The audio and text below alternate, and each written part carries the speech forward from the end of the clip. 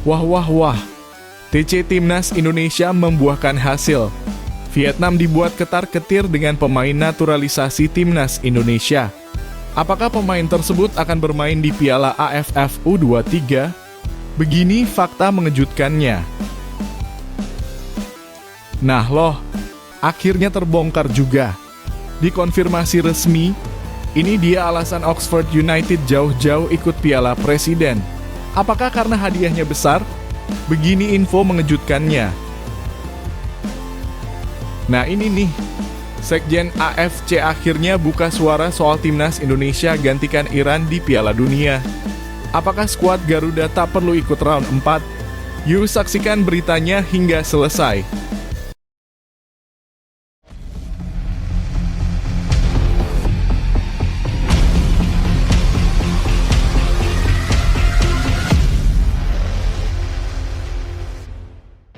Mohon subscribe channel Timnasku Indonesia agar tidak ketinggalan informasi Timnas Indonesia. Vietnam dibuat ketar-ketir Timnas Indonesia datangkan pemain naturalisasi baru. Proses naturalisasi Mauro Zylstra telah menjadi sorotan hangat, bukan hanya di Indonesia, tetapi juga di negara tetangga, terutama Vietnam. Media-media Vietnam tampak mulai gelisah dan curiga terhadap langkah strategis PSSI yang ingin menambah kekuatan Timnas Indonesia dengan darah segar dari luar negeri. Kecurigaan itu pun menguat ketika kabar mengenai kemungkinan tampilnya Mauro Zylstra dan Jens Raven dalam Piala AFF U23 2025 mulai beredar luas. Dalam pemberitaannya, media Vietnam seperti Soha menyebut secara gamblang bahwa Mauro Zylstra dan Jens Raven adalah dua senjata rahasia Indonesia untuk meraih gelar juara pada ajang Piala AFF U23 mendatang. Mereka bahkan menyebut bahwa kehadiran dua pemain keturunan ini bisa mengubah peta persaingan dan membuat Timnas Indonesia jauh lebih berbahaya dari sebelumnya. Situasi ini seolah membuat media Vietnam mulai menunjukkan rasa khawatir terhadap langkah progresif Indonesia dalam membangun kekuatan tim nasional kelompok umur.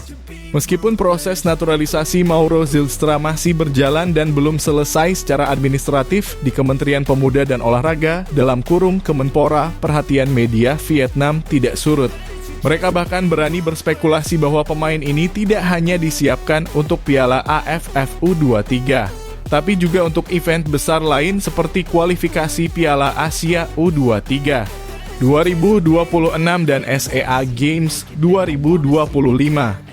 Pernyataan tersebut menunjukkan betapa mereka mulai merasa terancam dengan program naturalisasi Indonesia yang dinilai sangat terencana dan ambisius.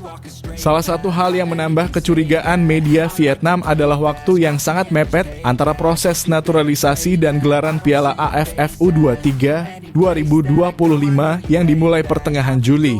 Meski Mauro Zylstra kemungkinan besar belum bisa turun di ajang tersebut karena terbentur proses legalisasi status kewarganegaraan, media Vietnam tetap merasa resah.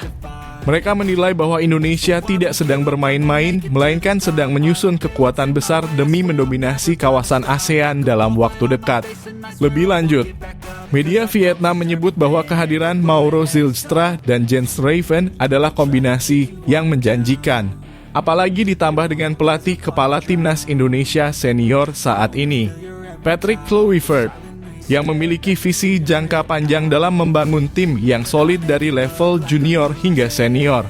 Langkah ini dinilai sebagai sinyal kuat bahwa Timnas Indonesia tengah berada di jalur transformasi besar-besaran dan Vietnam merasa posisi mereka bisa terancam jika tidak segera menyusun strategi baru. Kekhawatiran media Vietnam ini bagi publik Indonesia bisa dianggap sebagai tanda bahwa pembangunan sepak bola nasional mulai diperhitungkan di kawasan.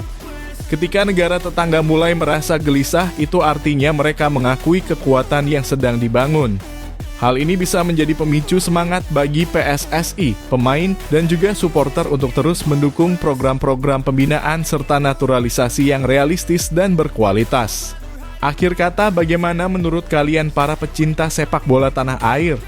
Apakah langkah naturalisasi Mauro Zylstra adalah solusi jangka panjang untuk memperkuat Timnas Indonesia?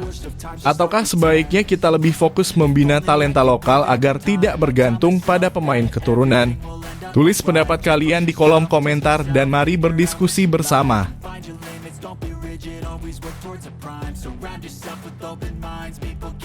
Akhirnya terbongkar alasan Oxford United jauh-jauh ikut Piala Presiden. Kejutan besar terjadi dalam gelaran Piala Presiden 2025. Di antara tim-tim lokal dan satu tim dari Thailand, satu nama asing dari Eropa muncul di daftar peserta, Oxford United. Klub asal Inggris ini bukan hanya hadir sebagai tamu, tetapi juga membawa serta semangat kompetitif khas sepak bola Inggris yang selama ini menjadi panutan dunia. Lantas pertanyaannya, mengapa klub asal Eropa ini mau jauh-jauh terbang ribuan kilometer dari Inggris ke Indonesia untuk sekadar mengikuti turnamen pramusim seperti Piala Presiden? Jawaban atas rasa penasaran itu akhirnya terungkap lewat pernyataan langsung dari pelatih Oxford United, Gary Rowett. Dalam konferensi pers yang digelar di Stadion Utama Gelora Bung Karno, Rowett mengakui bahwa ini adalah pengalaman pramusim yang tidak biasa bagi timnya. Biasanya mereka hanya mengadakan latihan dan laga uji coba di wilayah Eropa. Namun kali ini mereka memilih Asia Tenggara, lebih tepatnya Indonesia, sebagai tempat persiapan menghadapi musim baru di kompetisi Championship kasta kedua Liga Inggris. Keputusan ini tentu bukan tanpa alasan. Salah satunya adalah karena adanya dua nama pemain Indonesia yang kini membela Oxford United, Ole Romenyi dan Marcelino Ferdinand. Kehadiran dua bintang muda Indonesia ini menjadi jembatan penting yang menghubungkan klub Inggris dengan tanah air. Menurut Rowett, para pemain Oxford mulai memahami budaya Indonesia dan semakin mengenal latar belakang rekan satu tim mereka berkat pengalaman langsung ini. Sebuah pendekatan yang bukan hanya bersifat teknis tetapi juga kultural dan emosional. Lebih dari itu, Rowett menegaskan bahwa Oxford United datang bukan sekadar untuk jalan-jalan atau promosi, tetapi benar-benar ingin meraih kemenangan di Piala Presiden. Meski mereka baru memulai latihan sekitar 4 hingga 5 hari sebelumnya, target mereka tetap tinggi. Mereka ingin menanamkan budaya kemenangan sejak dini, sebuah filosofi yang umum dalam dunia sepak bola Inggris. Bahkan Rowett menyebut bahwa turnamen ini adalah bagian penting dari upaya membangun mental juara sejak awal musim. Partisipasi Oxford di Piala Presiden juga mengandung nilai strategis yang tak bisa diabaikan. Turnamen ini menjadi sarana eksposur internasional baik bagi klub Inggris itu sendiri maupun untuk sepak bola Indonesia. Bayangkan klub dari Championship Inggris datang ke Indonesia, bertanding di stadion-stadion besar, menghadapi tim-tim lokal, dan membuka peluang kerjasama lebih luas ke depan. Ini bukan hanya soal pertandingan, tapi juga pertukaran budaya, peningkatan branding klub, dan investasi jangka panjang dalam relasi sepak bola global. Oxford United dijadwalkan menghadapi Liga 1 Indonesia All-Star di laga perdana yang akan digelar di Stadion Utama Gelora Bung Karno. Setelah itu mereka akan melanjutkan petualangan mereka dengan menghadapi Arema FC di Bandung. Dua pertandingan ini akan menjadi tolak ukur seberapa siap mereka menghadapi musim baru di Championship, sekaligus menjadi pengalaman yang tak terlupakan bagi para pemain dan supporter Indonesia. Lalu, bagaimana pendapat kalian? Apakah keikutsertaan Oxford United di Piala Presiden bisa membawa dampak positif bagi sepak bola Indonesia? Atau justru akan menjadi tantangan berat bagi tim-tim lokal kita? Tulis opini kalian di kolom komentar dan mari berdiskusi bersama.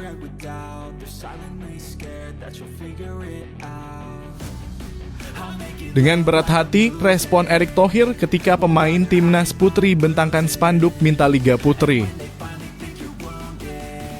Pemandangan tak biasa terjadi usai laga timnas sepak bola putri Indonesia melawan Taiwan di Stadion Indomilk Arena, Sabtu 5 Juli 2025. Meskipun kalah tipis dengan skor 1-2, para pemain justru menyampaikan pesan penting di luar lapangan. Mereka membentangkan spanduk bertuliskan, "Pak Erick, kapan Liga 1 Putri digelar?" Spanduk ini diberikan oleh para supporter yang hadir, lalu dibentangkan oleh para pemain saat berkeliling stadion. Aksi ini seketika menarik perhatian publik, media, dan tentu saja Ketua Umum PSSI, Erick Thohir. Respon dari Erick Thohir pun langsung dinanti-nanti. Namun, yang mengejutkan, Erick memilih tidak memberikan jawaban panjang lebar seperti biasanya. Saat dikonfirmasi oleh awak media di depan pintu VIP stadion, Erick hanya menjawab singkat, "Saya sudah jawab berkali-kali." Saya tidak takut tekanan dan realitanya memang belum. Jawaban ini menegaskan bahwa wacana penyelenggaraan Liga 1 Putri belum akan terrealisasi dalam waktu dekat. Tak berhenti di situ, para supporter pun turut menyuarakan hal serupa. Di sela-sela sesi wawancara, terdengar teriakan lantang, "Pak Erik, kapan Liga Putri digelar? Pemain juga butuh makan." Kalimat itu mewakili keresahan mendalam atas nasib para pemain putri yang selama ini tidak memiliki kompetisi reguler di tingkat klub. Mereka hanya bergantung pada pemanggilan tim nasional yang notabene tidak bisa menjamin karier panjang atau keberlanjutan ekonomi bagi semua pemain. Erik kemudian memberikan klarifikasi lebih lanjut. Menurutnya, Liga 1 Putri kemungkinan baru akan digelar pada tahun 2027. Alasan utamanya adalah belum adanya kolam talenta yang cukup untuk menopang kompetisi tersebut. Erik menyebut bahwa jumlah pemain belum ideal dan klub-klub pun belum menunjukkan inisiatif untuk membentuk tim putri. Timnya dibagi berapa saya nggak tahu. Timnya siapa saja memang? Timnya nggak ada masalahnya. Semua masih terkumpul di timnas, ujar Erik dengan nada realistis. Namun, Erik juga tidak tinggal diam.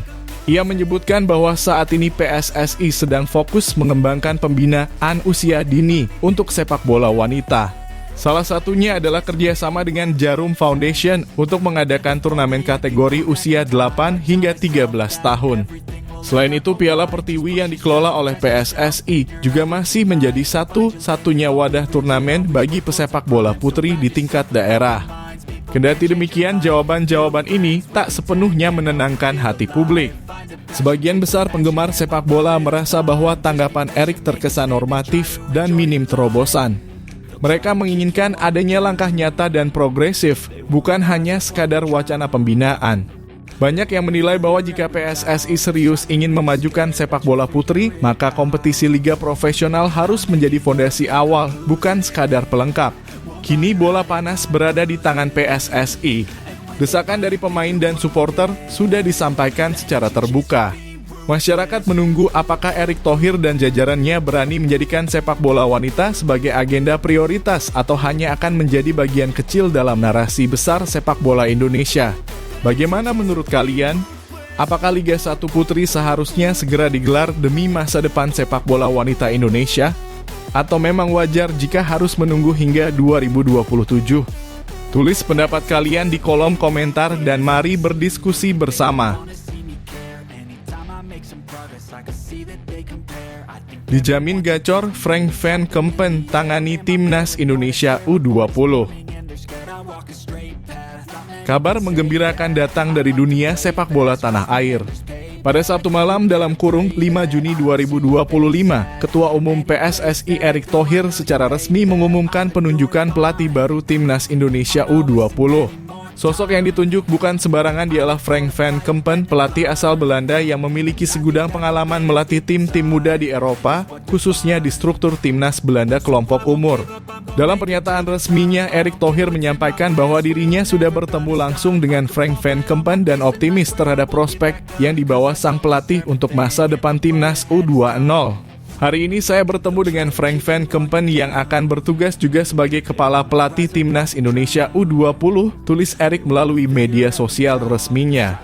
Keputusan ini sekaligus mengakhiri masa kepelatihan Indra Syafri yang sebelumnya sempat memimpin Garuda Muda dalam ajang Piala Asia U20 2025. Satu hal yang membuat publik antusias adalah latar belakang Van Kempen yang sangat kuat di level pembinaan usia muda. Ia pernah menjadi asisten pelatih timnas Belanda di kategori U17, U20, hingga U23.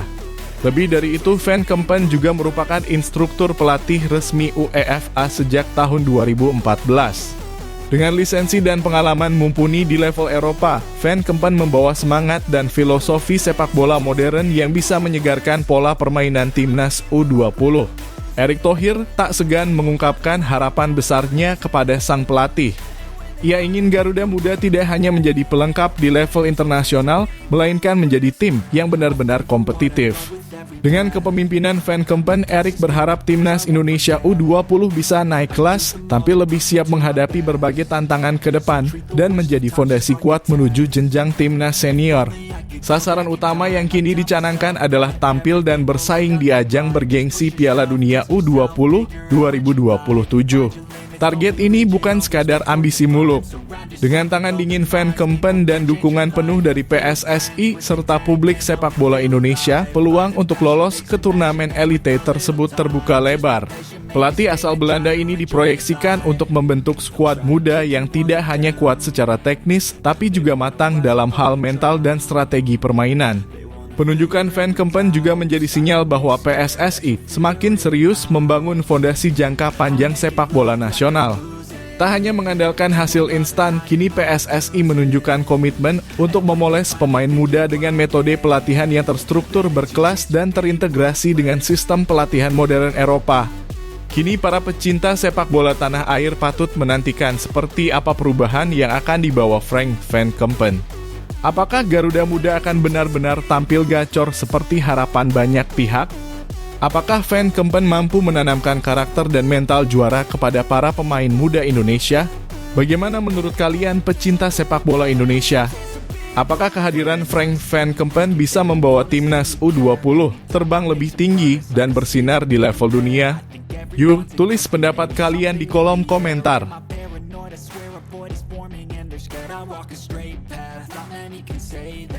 Sekjen AFC akhirnya buka suara soal wacana timnas Indonesia gantikan Iran di Piala Dunia 2026.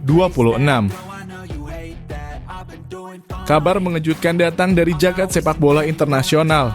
Di tengah memanasnya konflik geopolitik antara Iran, Israel, dan Amerika Serikat, sebuah peluang tak terduga muncul bagi timnas Indonesia.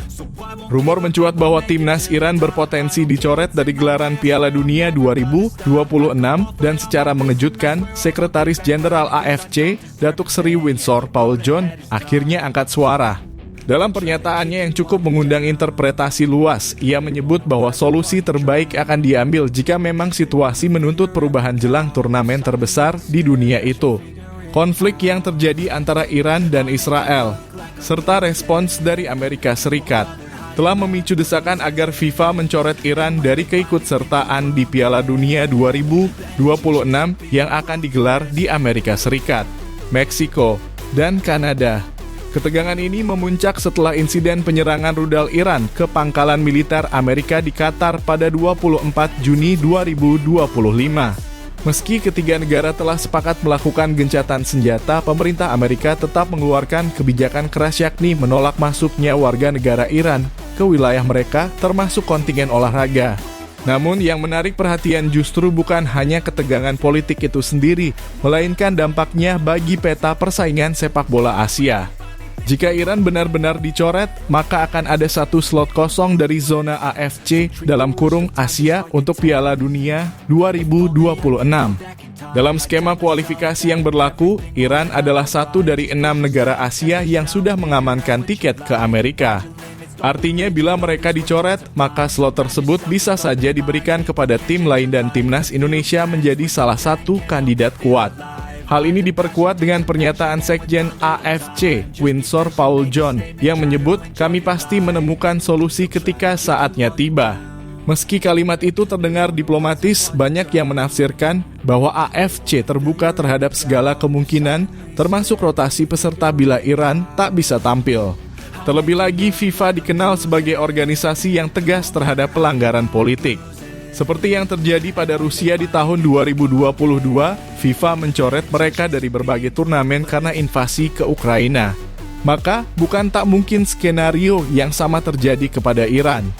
Saat ini, Indonesia menjadi salah satu dari 6 tim yang akan tampil di babak keempat kualifikasi Piala Dunia Zona Asia pada Oktober 2025 bersama Qatar, Arab Saudi, Irak, UEA, dan Oman. Bila Iran dicoret, maka akan ada tambahan 1 slot 3 slot untuk 6 tim, bukan 2 seperti sebelumnya. Ini tentu membuka peluang emas bagi skuad Garuda yang selama ini terus menunjukkan progres luar biasa di bawah kepemimpinan Erick Thohir dan pelatih berpengalaman. Publik pun mulai berspekulasi. Apakah ini akan menjadi momen langka yang membawa timnas Indonesia ke panggung tertinggi sepak bola dunia setelah penantian panjang? Ataukah ini hanyalah rumor yang berhembus tanpa realisasi? Satu hal yang pasti, situasi ini menjadi sinyal bahwa peluang bisa datang dari arah yang tak disangka-sangka. Bagaimana menurut kalian pecinta sepak bola tanah air? Apakah timnas Indonesia benar-benar pantas menggantikan Iran jika dicoret dari Piala Dunia 2026? Apakah ini saatnya Garuda mengudara di pentas dunia? Tulis pendapat kalian di kolom komentar dan mari berdiskusi bersama.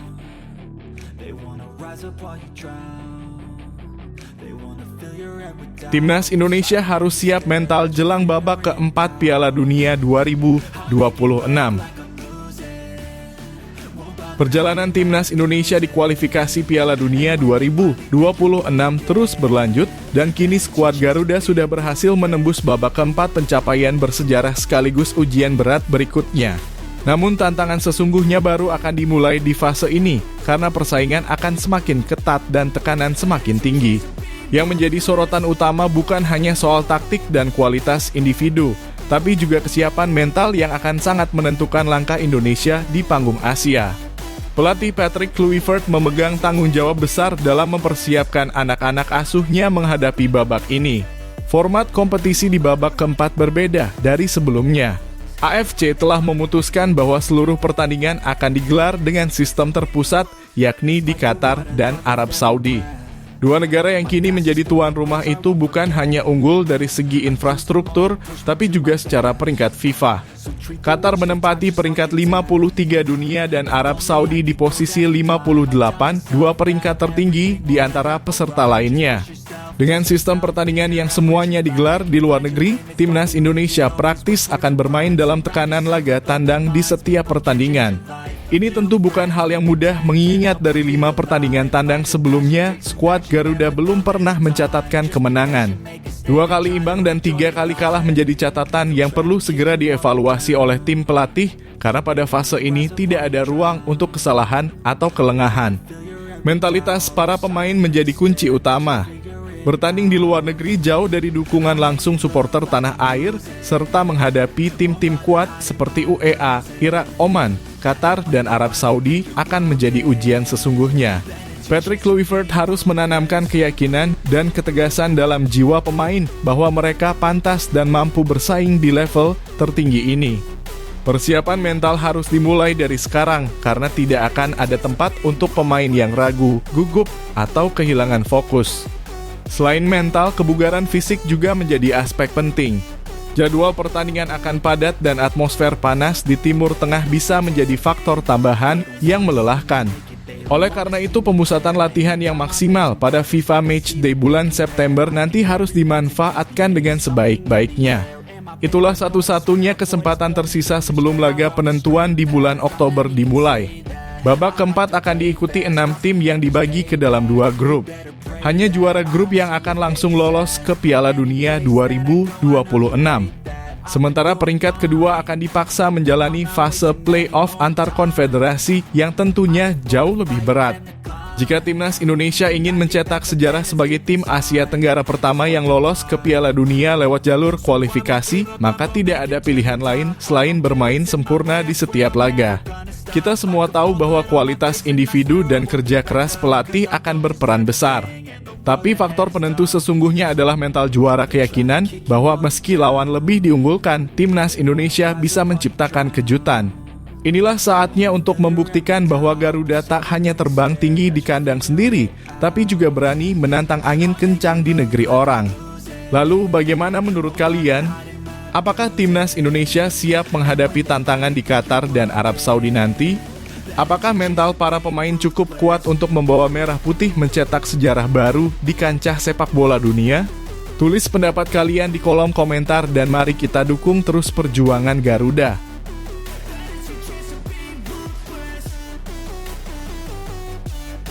Kedatangan Mauro Zilstra, dinasti Sintayong bakal runtuh. Warisan Sintayong yang telah dibangun selama 5 tahun terakhir sepertinya perlahan mulai dikikis oleh kebijakan baru PSSI. Isyarat ini terlihat jelas dari langkah agresif federasi dalam proses naturalisasi pemain keturunan, terutama menjelang ronde keempat kualifikasi Piala Dunia 2026.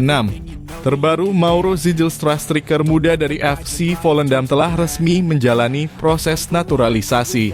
Dan tak berhenti di situ, kabarnya ada 5 nama lain yang tengah dipersiapkan untuk menyusul.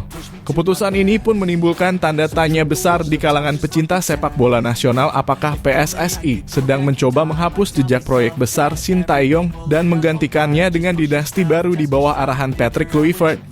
Selama 5 tahun terakhir, Sintayong telah menanamkan filosofi sepak bola modern ke dalam skuad Garuda dengan menekankan kedisiplinan taktik, kekuatan fisik, serta mentalitas juang.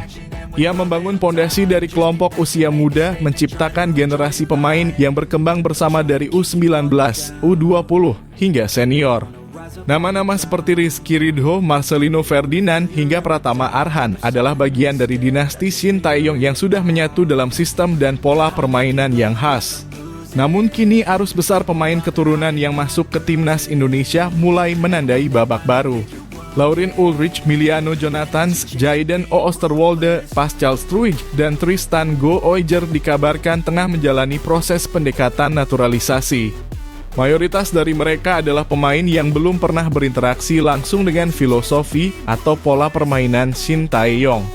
Mereka merupakan talenta diaspora dengan gaya bermain Eropa yang kemungkinan besar akan lebih cocok dengan pendekatan Patrick Kluivert, pelatih anyar timnas Indonesia yang punya latar belakang Belanda.